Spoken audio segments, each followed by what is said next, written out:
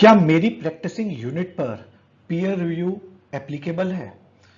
क्या मैं खुद पीयर रिव्यूअर बन सकता हूं?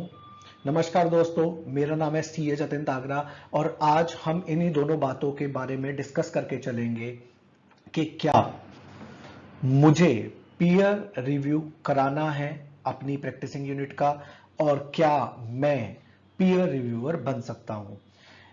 इसको डिस्कस करने के लिए हमारे सीए इंस्टीट्यूट का विजन हमें एक बार समझना होगा। हमारा सीए इंस्टीट्यूट बहुत ज्यादा कंसर्न है about the quality of assurance practices. उसी चीज को इंश्योर करने के लिए हमारे सीए इंस्टीट्यूट ने पीयर रिव्यू को फेज वाइज एप्लीकेबल कर दिया है। जब मैं आपसे आज बात कर रहा हूं, इससे एप्लीकेबल हुए 1 साल से ज्यादा हो चुका है। हमारे सीए इंस्टीट्यूट ने पीयर रिव्यू को 4 फेज के अंदर एप्लीकेबल करा है। जैसे जैसे आपके पास असाइनमेंट होंगे वैसे वैसे आपके ऊपर एप्लीकेबिलिटी बनती जाएगी। तो अब विदाउट वेस्टिंग मच टाइम हम डिस्कस करते हैं वो फेजेस क्या हैं। आपको मैं बता देना चाहता हूं, हमारे इंस्टीट्यूट ने 4 फेज में पीयर रिव्यू को हर एक फॉर्म के ऊपर एप्लीकेबल करने की कोशिश करिए। मैं हर एक फॉर्म आपको कह रहा हूं, यह स्टेटमेंट गलत भी हो सकता है, पर इससे मुझे लगता है 90% सीए फॉर्म्स कवर हो जाएंगी जिनको पीयर रिव्यू कराना होगा। बट आपको चौथे फेज तक का वेट करना पड़ेगा, जो कि बहुत ज्यादा इंटरेस्टिंग है। तो without wasting much time, let's go to the first phase जो ऑलरेडी बीत चुका है। पहला फेज जो एप्लीकेबल हुआ था 1/4/2022 को। मैं इसको समझाने से पहले आपको एक चीज बता देना चाहता हूं जो आपके मन में 1% का डाउट होगा।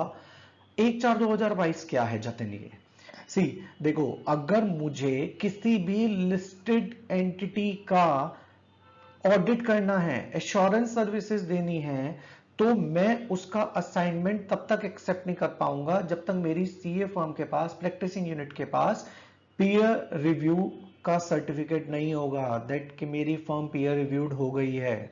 यानी 1/4/2022 के बाद अगर किसी भी प्रैक्टिसिंग यूनिट को लिस्टेड एंटिटीज का ऑडिट एक्सेप्ट करना है, एश्योरेंस सर्विस एक्सेप्ट करनी है, इवन इन इंडिया और आउटसाइड इंडिया दोनों की जगह पर, तो आपको पीयर रिव्यू अपनी प्रैक्टिसिंग यूनिट का कराना होगा।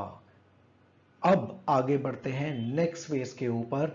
ये फेज निकल चुका है। अब नेक्स्ट फेज कुछ दिन पहले यानी 1/4/2023 को एप्लीकेबल हो गया है।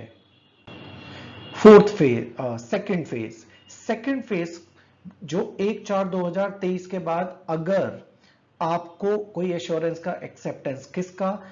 पब्लिक कंपनी का, अनलिस्टेड, लिस्टेड ऑलरेडी कवर हो चुके हैं, अब अनलिस्टेड। अनलिस्टेड कौन सी? जिसकी कैपिटल 500 करोड़ से ज्यादा है या जिसका टर्नओवर 1000 करोड़ से ज्यादा है या बीच में और लगा हुआ है, या उसका outstanding loan, debenture, deposit 500 crore से ज्यादा है। ये कब चेक करना है? लास्ट जो प्रीसीडिंग 31 मार्च गई है उस पे हमें चेक करना है कि अगर ये तीनों कंडीशंस में से कोई भी एक कंडीशन है तो मुझे अपनी फर्म का रिव्यू कराना होगा। यानी 1/4/2023 के बाद ऐसी अगर एंटिटी मेरे पास आती है तो मैं उसका असाइनमेंट तभी एक्सेप्ट कर पाऊंगा जब मेरी firm peer review. But institute ने कहा एक कंडीशन और डाल देते हैं। मैंने आपको बोला 90% तक फॉर्म कवर करके, मतलब मैक्सिमम फॉर्म कवर करके चलेंगे। 90% तो चौथी कंडीशन के अंदर आएंगी हमारी। कैसे कवर हो गया आप भी देख के सरप्राइज होंगे थोड़े से। तो लास्ट इन्होंने क्या कहा, अगर आपकी प्रैक्टिस यूनिट में 5 या 5 से ज्यादा मेंबर है तो भी आप फेज नंबर 2 के अंदर कवर हो गए। राइट, क्वालिटी यही कंसर्न है। तो अब चलते हैं थर्ड फेज के अंदर। थर्ड फेज के अंदर हमें यह कहता है कि अगर आपने किसी एंटिटी का असाइनमेंट एक्सेप्ट करना है, मैं अब लास्ट हमने जो डिस्कस करा था फेज 2, आपको प्रीसीडिंग 31 को चेक करना था, 31 मार्च को।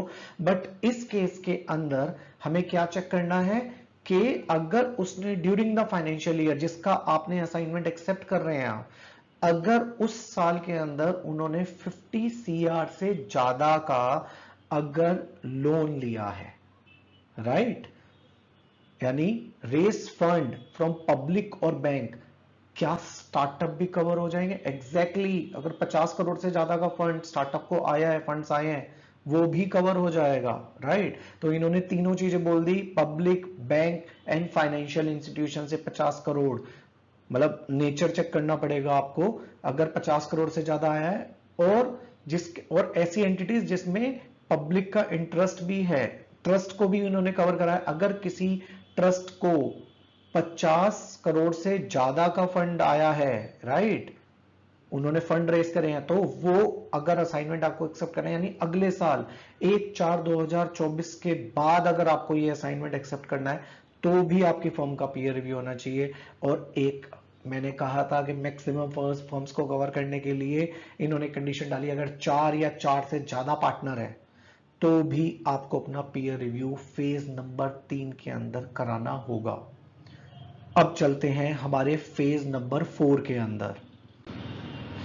फेज नंबर 4 1/4/2025 को एप्लीकेबल है, जिसके अंदर सेकंड वाली कंडीशन मैं पहले पढ़ देता हूं, यानी अगर आपके 3 या 3 से ज्यादा पार्टनर है तो आपको पीयर रिव्यू कराना ही है। And the most important condition, अगर आपने कोई ऑडिट एक्सेप्ट करनी है बैंक की ब्रांच की, पब्लिक सेक्टर ब्रांच की अगर ऑडिट एक्सेप्ट करनी है, तो 1/4/2025 के बाद आपको असाइनमेंट आप तभी एक्सेप्ट कर पाओगे जब आप पीयर रिव्यूड होंगे। यानी मैं प्रोप्राइटर हूं, इंडिविजुअल अपने नेम में प्रैक्टिस करता हूं, तब भी मुझे पीयर रिव्यू कराना ही पड़ेगा। यहां पर सीए इंस्टीट्यूट ने क्वालिटी की तरफ अपनी डेडिकेशन और फोकस दिखाते हुए ये क्लियर कर दिया कि भाई अब आपको अगर क्वालिटी आपको प्रूव करनी पड़ेगी, और असाइनमेंट चाहिए, बैंक ऑडिट चाहिए, तो आपको यहां पर अपनी फर्म का पीयर रिव्यू कराना होगा। बट दोस्त, आप ये वीडियो आज देख रहे हैं, क्या ये आज आपके लिए रेलिवेंट है? दोस्त, आज ही रेलिवेंट है। आपको पीयर रिव्यू के अंदर लास्ट 3 साल के अपनी एंगेजमेंट्स का ऑडिट कराना होता है। वो 3 साल का एंगेजमेंट आपकी इस साल की जो एंगेजमेंट होगी, अगले साल की, उससे अगले साल की, आपको 3 साल की आपको एंगेजमेंट जब चेक करानी होगी अपनी, तो आपको आज से ही छोटी छोटी बातों का ध्यान रखना होगा, राइट। तो इसलिए आज से ही हमें प्रिपरेशन करके चलनी पड़ेगी, क्योंकि एंड में जाकर हमें माइट बी हमारा एमईएफ पे नाम ही लिस्ट ना हो, क्योंकि हमारी पीयर रिव्यू नहीं है, को डिस्क्वालीफाई हो जाए हम। तो इंस्टीट्यूट डिजिटलाइज्ड है, वी आर नंबर 1 इन यूडीआईएन, पूरी दुनिया में फॉलो कर रही है। तो सीए इंस्टीट्यूट की इस नोटिफिकेशन को हम नॉन सीरियस नहीं ले सकते, we have to take it seriously. अब यहां तक बात आई, अब अगेन ये एक बिजनेस का हमारी प्रैक्टिस के अंदर एक नए एवेन्यूज भी ओपन कर रही है। यानी अगर मैं पीयर रिव्यूअर बन जाऊंगा, पूरे इंडिया के अंदर ऑलमोस्ट 36,000 सीए फर्म्स हैं, तो it's a kind of B2B business activity जो आप अपनी फर्म के पोर्टफोलियो के अंदर डाल सकते हैं, और बहुत सारे सीए इसी पोर्टफोलियो के अंदर काम कर रहे हैं। तो अब क्या आप पीयर रिव्यूअर बन सकते हैं, उसकी क्या एप्लीकेबिलिटी है, नेक्स्ट चलते हैं।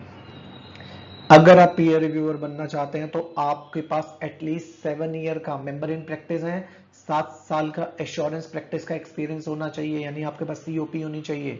नंबर 2, अब सिर्फ सीओपी वाले करेंगे तो अगेन जो मेंबर इन इंडस्ट्री थे और वो आज प्रैक्टिस में आए हैं, तो उसका भी सीए इंस्टीट्यूट ने ध्यान रखा है। सीए इंस्टीट्यूट ने कहा है कि अगर आप मेंबर इन प्रैक्टिस हैं, 10 साल का आपको एक्सपीरियंस है एम्प्लॉयमेंट का, जिसमें से 3 साल आपका ऑडिट का एक्सपीरियंस होगा, तो भी आप एलिजिबल हैं पीयर रिव्यूअर के लिए। नेक्स्ट, अब एक इशू आता है, जैसे कि मैंने पीयर रिव्यू मैंने आज तक किसी लिस्टेड कंपनी का ऑडिट नहीं करा, और मेरे को पीयर रिव्यूअर की तरह मेरे को एक असाइनमेंट मिलता है सी इंस्टीट्यूट की तरफ से, जो आपका प्रोसेस होती है आप जानेंगे तो उसे, मेरे को एक लिस्टेड ऐसी एनपीयू का ऑडिट करने के लिए पीयर रिव्यू करने के लिए मिल जाता है, जिसके बाद लिस्टेड कंपनी की ऑडिट है। बट मैंने आज तक किसी भी लिस्टेड कंपनी की ऑडिट नहीं करी है, तो क्या मैं उस प्रैक्टिसिंग यूनिट का मैं पीयर रिव्यू कर सकता हूं? This is a question. तो सी इंस्टीट्यूट ने कहा हाँ आप कर सकते हो, बट उसके लिए आपको एक एडिशनल ट्रेनिंग और एडिशनल एग्जाम देना पड़ेगा, then you will become eligible to peer review that particular PU जिसके अंदर लिस्टेड कंपनीज का ऑडिट है। तो सी इंस्टीट्यूट ने बहुत सारी कंडीशन को बहुत ज्यादा लीनियंट हो गए हैं। लास्ट अगर आप देखेंगे तो उसमें 10 ईयर का आपको एक्सपीरियंस दिया मांगा जाता था आपसे, बट वो रिड्यूस करके 7 कर दिया।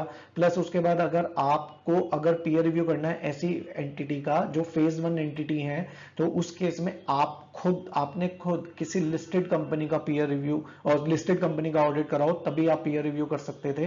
बट अब इंस्टीट्यूट ने कह दिया नहीं, आपको एक एग्जाम पास करना है, देन आप किसी भी प्रैक्टिसिंग यूनिट का जिसके अंदर लिस्टेड कंपनीज के एंगेजमेंट अश्योरेंस एंगेजमेंट है, तो आप उसका पीयर रिव्यू कर सकते हैं। तो इंस्टीट्यूट बहुत फोकस्ड है, ये एक एवेन्यू है जिसके अंदर आप प्रोग्रेस कर सकते हैं।